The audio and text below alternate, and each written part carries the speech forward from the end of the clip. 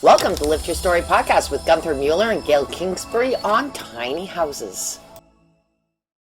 Hi, everyone. I am Lorianne. I am that gal from Milton, Ontario, Canada, and I'm with. I am that guy. I am Roy Miller from Dallas, Texas. Welcome to our Lift Your Story podcast. In this episode, we're really pleased to have Gunther Mueller and Gail Kingsbury with us. We're going to let them introduce them because I think it would be too much for me to even try to do that at this time. So welcome.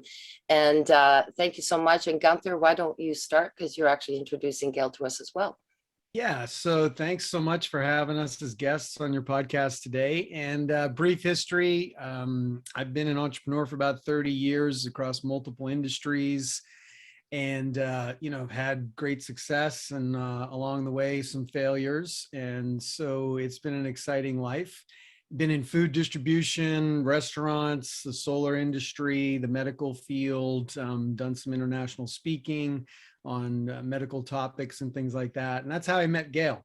So Gail's been a friend of mine now for about 2.5 years. I'll let her introduce herself, but together we are very interested in the tiny home industry. And that's what we're here to talk to you about today and hopefully educate the audience on how to think about tiny homes. Gail.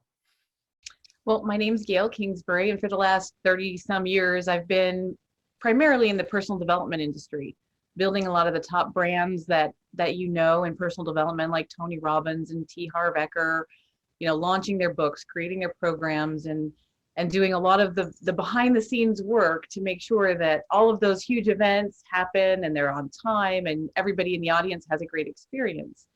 And over the last few years, I've gotten really involved and excited about what's happening with tiny homes. And so we created United Tiny Homes in an effort to bring affordable housing, affordable living to people with everything that's going on in this crazy world right now. How can we help people? And that's just been my focus all my life is, how do I make a difference in other people's lives? And I think that what Gunther and I have got here going is going to make a big difference in a tiny way in a lot of people's homes. Right. That's good. All right. So what would you like to know? Okay, so someone's wanting to go to a tiny home. What's your advice to them?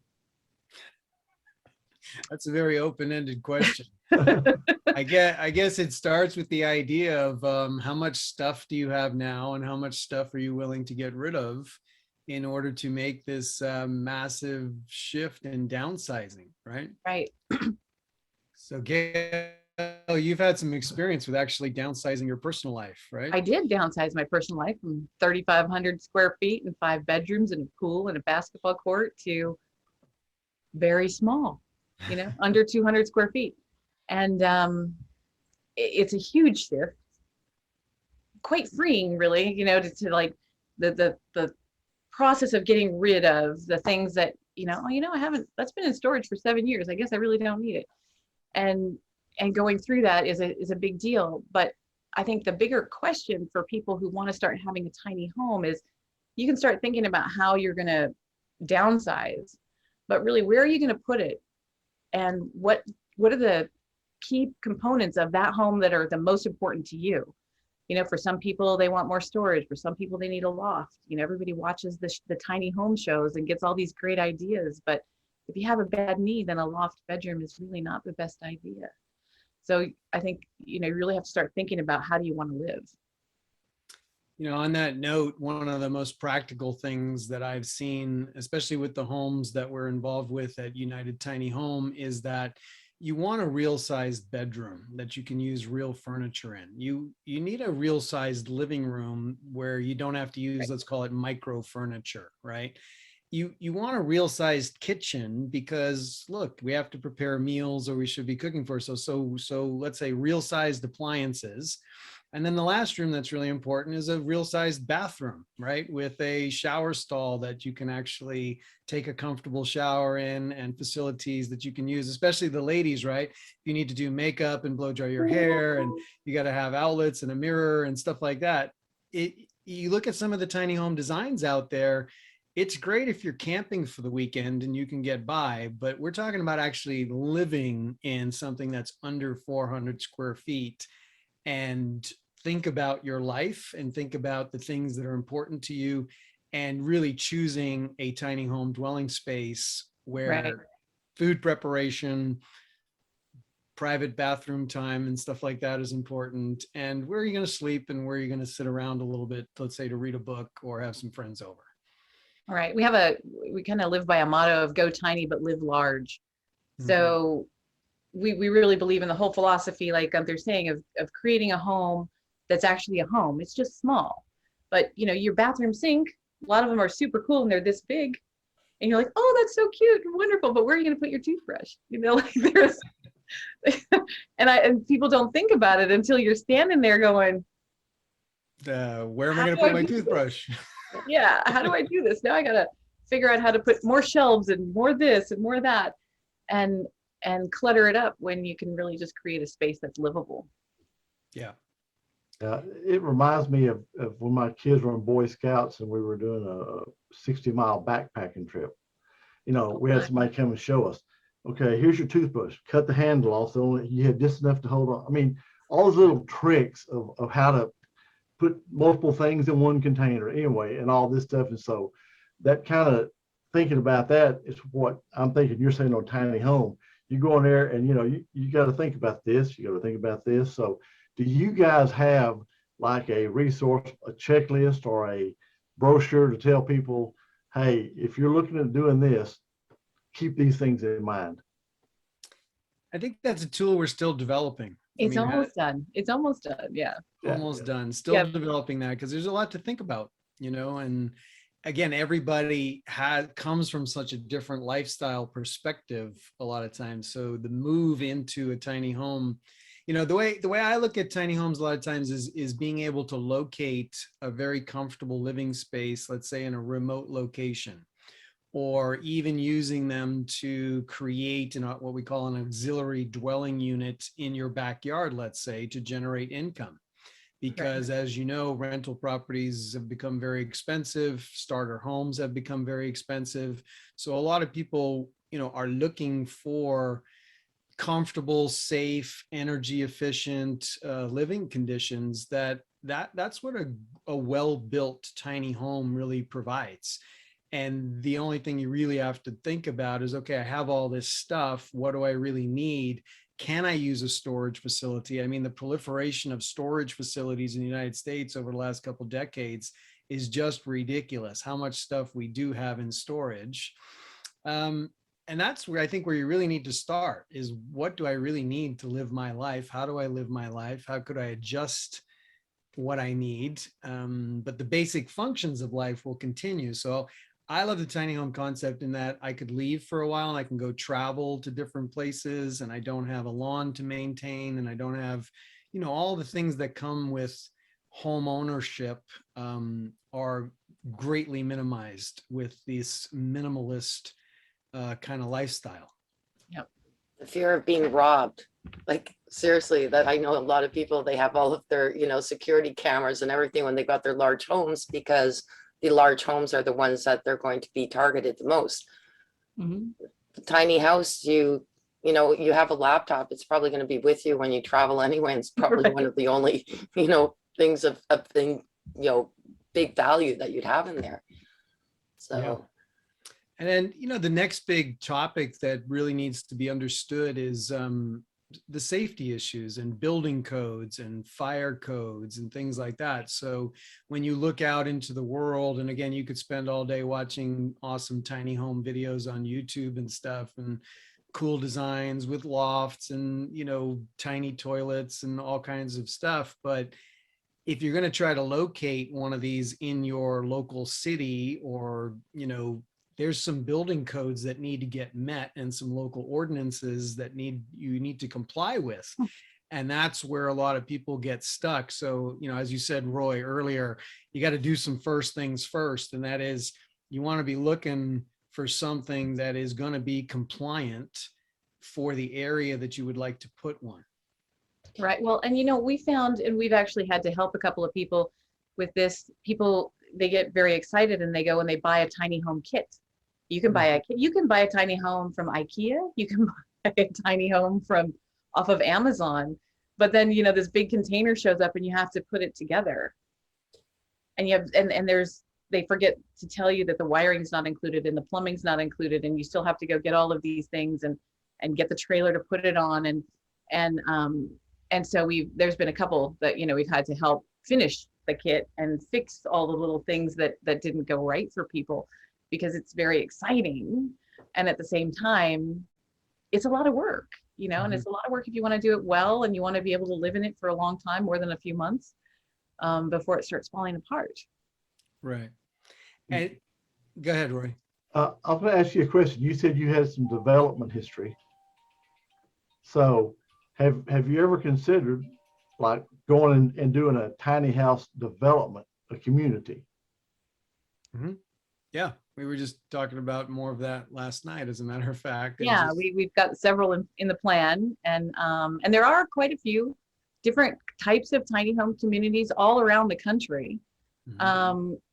You have to do a lot of searching to find them, but they are there, and we're really working to create some of these, you know, urban tiny home communities and conscious communities where, you know, there's shared fire pits and community gardens and ways for people to just actually have a community and live this lifestyle. I think it's a very big thing for everyone right now.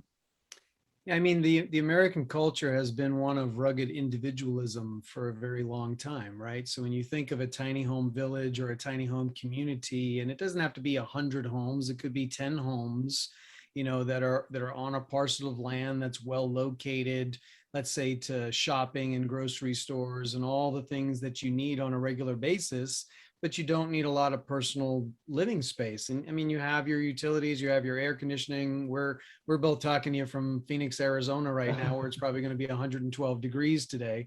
So, you know, air conditioning is a very important thing. Big home, tiny home, the air conditioner needs to work, right? So AC is life. Yeah. To me, air conditioning is the best invention ever. Okay. That and a hot shower. So two very important things in life. But, you know, putting a community of 5 homes or 10 homes or something like that in a well-located place is a definite option to think about.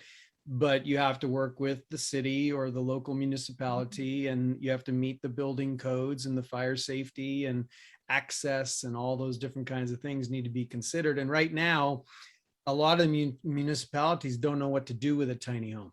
Like, they just don't know where it fits in because it's new. It's not a mobile home.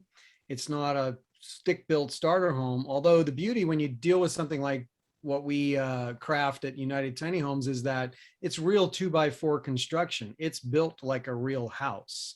It's not built like a mobile home. So it meets all 8 major building codes across the country, across all 50 states.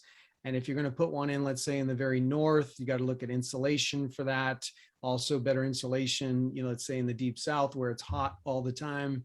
So there's some customizations that can be made depending on where you're actually going to locate the home. Yeah, we were speaking to that earlier too, that here in Canada, you know, we're really pushing our government to be able to allow us, because even I look at my children and I'm thinking, how are you ever going to afford a home? Like, they're absolutely ridiculously priced. And at least this is a way to give them an option. And my daughter says, I don't need much space, Mom. I just can't afford a home.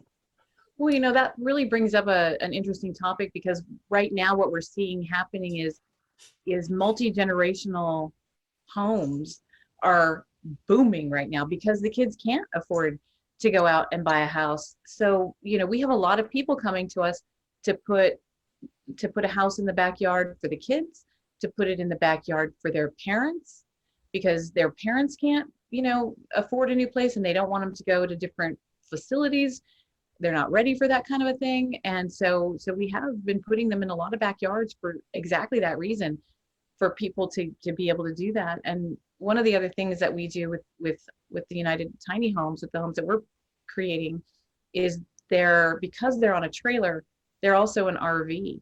So we have several young couples, you know, who are so excited because they are buying their first home for under $100,000, and they're putting it in an RV park and they're thrilled to death. Mm-hmm. You know, they're excited. They don't have the yard work. They own their home. They have a pool that somebody else maintains, and and they're loving life. So there's a lot of different utilities for these homes. You know, we in the United States, we haven't built any starter homes since the 1960s. And a starter home used to be a 1-bedroom, 1-bath, maybe 1-car garage home. And they really have not built any starter homes since then. So that's why it's so hard to qualify for a home or get into the real estate market, because I think the average price of a home in the United States now is over $400,000, you know, from coast to coast, just being average price. It used to be a couple of years ago, it was $250,000. So that, you know, barrier to entry has definitely gone up. So when you can, you know, buy a safe, comfortable home that's actually even movable, because it is legal to drive one of these homes down the road on the back of your F-150 or F-350 pickup, and you can, you know, move its location. If you don't like where you are, you can literally pick it up and move it. And I think that's really cool. Well, you know, when you talked earlier about minimalism, you know, we're finding, it seems, that especially the young people, you know, they're not about stuff. They're about experiences. Right. So they don't want to collect a bunch of stuff to keep up with the neighbors and all that. They want to have just enough to get by so they can go, they can take that trip, you know, Right. they can have that experience. So, you know, I would think the tiny home would be, you know, something that the younger generation would really be starting to look into, and for convenience and for affordability. Yeah, there is a flexibility. Now it's nice to own something. I always, in my mind, flip ownership with access. So you're talking about the people that want experiences. So you don't necessarily have to own stuff, but having access to experiences would be cool. But it's still nice to say, okay, I own my own home, or I own where I live, and you can own that unit instead of paying rent on an apartment. You can actually build some equity in owning your first tiny home. And then if you want to move on to something else, you can always sell your tiny home, just like you would sell your starter home, you know, to someone else that's just getting started. And you would maintain it just like you would maintain your own home, right? And decorate it the way you want it and furnish it the way you want it, and have some pride of ownership in owning your first home. And we're finding, you know, too, with these homes being stick-built homes, they're actually appreciating. Yeah, I mean, when the cost of a 2x4 goes from $1.25 to $4, right? Just the cost of building a home is going up. So naturally, the building materials that the home was built with, they have gone up in value quite a bit, right? Oh yeah, definitely. It's actually interesting. When I got into the tiny homes and following this is probably about 5 years ago, I found that there is actually a street in Toronto that has tiny homes. And there's nothing you can do about it because they were built before all of these codes came in that you couldn't build them anymore. So there's people who are fascinated and they'll drive down this street just to see the tiny homes. Really? It's really cool. And you said that's in Toronto? Yes. Yeah, wow. Okay. Major city, right? Tiny Yeah. home Right. street in Toronto. So that's cool. Well, you know, we have a community, this was probably back in the 60s, and it's about 20 miles outside of Dallas. It's dome homes. There's a church, there's all these homes. It's a small community. It's still there. You know, that was a big trend back then. Yeah, you know, they say there's nothing new under the sun, right? And things come around, and just like, you know, I haven't seen bell-bottom pants come back yet, but They're small- back. God. They're back. No. They're back. Come on. missed They never that. went away. Missed the memo on that one. But, you know, what was a trend, let's go back in the 60s, kind of the hippie movement, you know, the no attachments to things and stuff like that. We may be coming back around to that in our choices for living accommodations and how much stuff we need to have. And I guess if we need a 5x10 storage unit, you know, to store our sports equipment or a kayak or skis or bikes and stuff like that, we can rent one of those pretty inexpensively to store our stuff and just swing by, grab what we need. And when we don't need it, put it in there. And then we just have our living space where we have what we need every day, just to, you know, get dressed, go out, live life, and have a place to sleep and cook some meals, and that's kind how of simple like- it can be. It's kind of like what we say here. We have a 2-car garage. We've got two $50,000 cars. They're sitting out in the driveway, and all your junk is in your garage. Right. You're protecting your junk. You got $100,000 sitting out there in the driveway. Right. Right. It's Yeah. not uncommon for that to be the case. Yes. Now I have an interesting question because my one of my sisters, I have 2 sisters, and my parents are still with us, and she was talking about it. She goes, I think I want to sell my townhouse and just buy property and just get a whole bunch of tiny houses. We all live together. And I think that it would be so much good because the family unit sort of broke apart for quite a while. I have this feeling that this type of environment would bring that back together. I think you're right. And we have several people who've come to us for that. Like they want to make a family compound, and how can we help them facilitate that? And there's a lot of cool ways to do that. You can create one of those compounds on a piece of property with 10 homes for less than you can buy a nice big home right now, and that's a really interesting philosophy for a lot of people. And back when we were growing up, everybody lived in the same neighborhood. You grew up in the same neighborhood, and then you went and got a house by your parents, and everybody stayed in the same neighborhood. And now it's different, but I feel like there's the sense of communities coming back together, and everybody wants to be together, even if it's just a home base where they're traveling from, and they know that they're with family. I think that's an important thing. I know I've got a whole group of girlfriends who are like, let's just do this and we can all grow old together. We can all sit out on our porches and, have a Mai Tai when we're 90 and just say, hey, we're still here, it's all together. Right. I have a friend of mine that's up in the Woodstock, New York area that bought some property a while ago. And, due to COVID and everything, a lot of the people that live in Manhattan in the city, they have made a great exodus to upstate New York to get out in nature a little bit. Because when you're locked down in a, small apartment for a long time, you're like, okay, I've had enough of this and I want to get outdoors again. And there have actually been some hotels that have established themselves with tiny homes, like use those units to be places that they rent on a nightly basis. Again, local jurisdiction, local coding, got to jump through all the governmental hoops to pull something like that off. So there's a lot of planning that goes off in developing a project, but it all starts with a vision. It all starts with kind of a dream as to what could be. What could you do with these units? How could you assemble them? And who would live there? The idea of being 90 years old and being around your friends and not being in a nursing home, let's say, or, some other facility, but being around people, and when I think of community, sometimes I think, different people have different skills. And so when you bring things, you mentioned the community garden, maybe somebody knows how to fix cars, somebody knows how to do this, somebody knows how to do that. And if you're living in that kind of a community and you get to know your neighbors, right, and who you're living around, well, then there's a synergy and some sort of symbiosis that happens with the people that you can get to know more, right?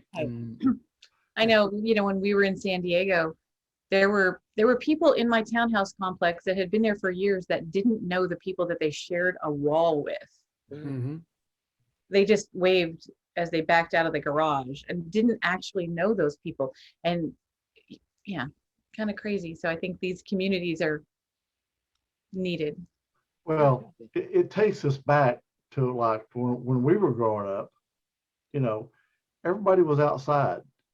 Everybody looked after each other. Everybody knew whose kids were who, and all that. And, you had that, we didn't have decks back then. It was front porch. Right. Everybody would be out on the front porch. You'd walk by, you'd wave to everybody, you'd say hi. Oh, I'm new to the neighborhood. Or you'd see somebody, oh, welcome to our neighborhood. I'm Mrs. Smith, whatever. And we don't have that anymore. It's like you say, the person lives on the other side of the wall from you that's been there for years. You have no idea who they are. Right.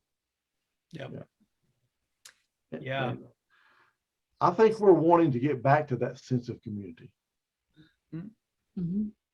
Yeah. I believe so. Like you said, people, the new generation that's coming up, not so much attached to their stuff. not trying to accumulate more stuff or call it, keeping up with the Joneses, but being more about experience and Right. having the freedom to engage in those experiences, whether they're local or it requires travel or whatever it is, but having a home base to come back to that hopefully, will appreciate in equity and earn some wealth along the way, and owning real property. That's really, a tiny home is real property, right? And it has an added advantage that it can move. I really love the idea that you can run it down the highway. Yeah, that's pretty unique. Yeah. I think what they're trying to do here in Canada too is to allow a tiny home to actually be built where it is not transferable on property. But right now we can't do it because there's a certain size that it has to be for a home. And I find that crazy. If you own your own property, I should be able to put the size of the house I want on it. Well, it's funny because you can put a shed and that can be small, but you just Yeah. can't live in it. You can put a pool house as long as it doesn't have a kitchen. Yeah. Right, as long as it's not livable. And we've dealt with a lot of that here in the United States as well. And we have a national Appendix Q that's been adopted in all 50 states. And right now what's happening is, Appendix Q deals with tiny homes, saying that you can have a tiny home. And now each municipality has to decide how they're dealing with those tiny homes. And to what Gunther was saying earlier, it's dependent on everywhere that you are. But for us here in the US, they're actually legal. You have to just remind your municipality that this Appendix Q exists and then work your way through the paperwork to make it happen, for it to be able to be on your property. And there are certain things, that for us here, like if there's more than 40% of a footprint on your property, you probably can't put one in there because you don't have the setbacks and the things for an additional dwelling. But even the homes that we're creating, while they have wheels, the wheels can be taken off and it can be set on a foundation. So it can be, we've built them to kind of a stackable code. So they can be an additional dwelling unit, they can be an RV, it can be a park model, they can be anything that the municipality needs them to be because they meet every single one of those codes, like the International Residential Code and ANSI. I don't know if you have that in Canada, but ANSI here. So it can go anywhere as long as you can get your neighborhood to say yes. And I think our biggest problem has been is the HOAs. Mhm. Like the city will allow it, but the HOA says no, the homeowners association. Yeah. Interesting. Mhm. And they can be made with different exteriors also, so they can blend in to the surroundings a little bit. So there's some customizations that can be made on these homes also for aesthetic purposes. And yeah, but the code, like Gail was talking about, is really the main thing. And the stackable code is that every municipality operates on one particular code, whether it's the California building code or different levels of code requirements. And the beauty is that, a United Tiny Home meets all of those codes simultaneously. So you basically go to the municipality and say, which code are you operating on? Okay, here you go. Here's that code.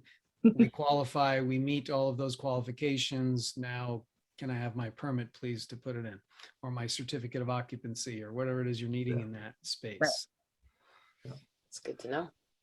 How can our listeners reach out to you guys if they want to learn more about tiny homes? They can go right to our website, which is unitedtinyhomes.com. Okay. And we are putting up new resources, and we're going to be doing our best at the website to constantly be putting up, what's new in the industry and what are some great ideas, some tips to live tiny, that yeah. kind of stuff. And we're happy to help them with whatever they want. Oh, that's great. That is. Yeah, and that's really the most important thing, is to really plan it out well, to have a good, let's call it a blueprint for moving your life in this direction and where you want to put one. And so it's the thinking about it. It starts with the visualizing yourself, downsizing to this point, and where would you like to do it? And do you want to live in a community type area? Do you want to live totally alone on your own plot of land, deep in the backwoods somewhere? As long as power, you need a sewage solution, you need a fresh water solution because they hook up to utilities. So you need utility access, right? So we can help you really think through all of those logistical things and take it all the way to the end of the final install of the unit and making sure it's either on a solid foundation or it's, encapsulated properly and, will last a long time wherever you decide to put it. Right. Well, and that goes with, do you want solar? Do you want to be off the grid, or do you want to be, zeroed out? So that they're different things, and we can help them with all of that. But, when you're like, everyone wants to go solar, but where you put your house makes a big difference on whether or not that's even feasible. Yeah. Right. Right. Yeah, it's important to think about your utilities. Do you have natural gas? Is it going to be propane? Is it going to be all electric? And the home can be customized for whatever situation that is most viable where you're going to want to live. Yeah. That's great. They can access all the information they need to know before going ahead and purchasing that little Yeah. tiny house, that they know what they're getting into. That is awesome. Thank you so much. Really appreciate this. Yes, it was very enjoyable, and I learned a lot. Thanks for having me. Thanks for having us, and UnitedTinyHomes.com. Come visit us. Check us out. Thank you. Okay, thanks so much. We All right. appreciate it. Thank you. Thanks. Bye. Thank you for listening to this episode. Be sure to visit us at lifterstory.com.